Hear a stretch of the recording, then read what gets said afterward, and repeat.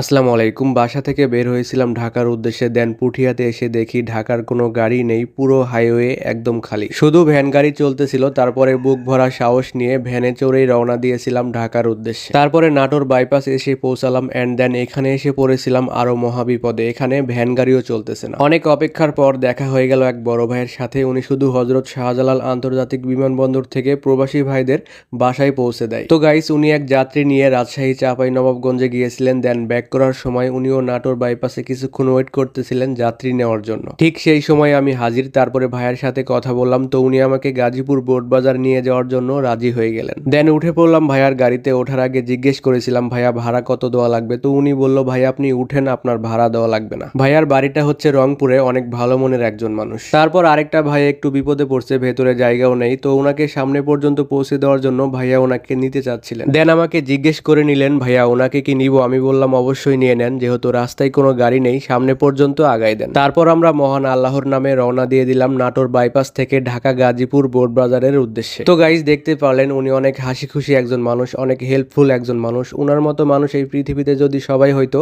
তাহলে এই পৃথিবী শান্তিতে পরিপূর্ণ হয়ে যাইত। আর গাইস, ভাইয়ার ড্রাইভিং এক্সপিরিয়েন্সের কথা আর কি বলবো, মনে হচ্ছিল প্লেনে জার্নি করতেছি। প্রকৃতির অ্যামেজিং ভিউ দেখতেছিলাম আর যাচ্ছিলাম, চোখ জুড়ানো প্রত্যেকটা দৃশ্য। আর সেই সাথে ছিল একদম ক্লিয়ার রোড, রাস্তায় একটা গাড়িও নাই, পুরো রোড একদম ফাঁকা। সেদিনের জার্নিটা আমার সারা জীবনের জন্য স্মৃতি হয়ে থাকবে, বিকজ লাইফের ইউনিক একটা জার্নি ছিল।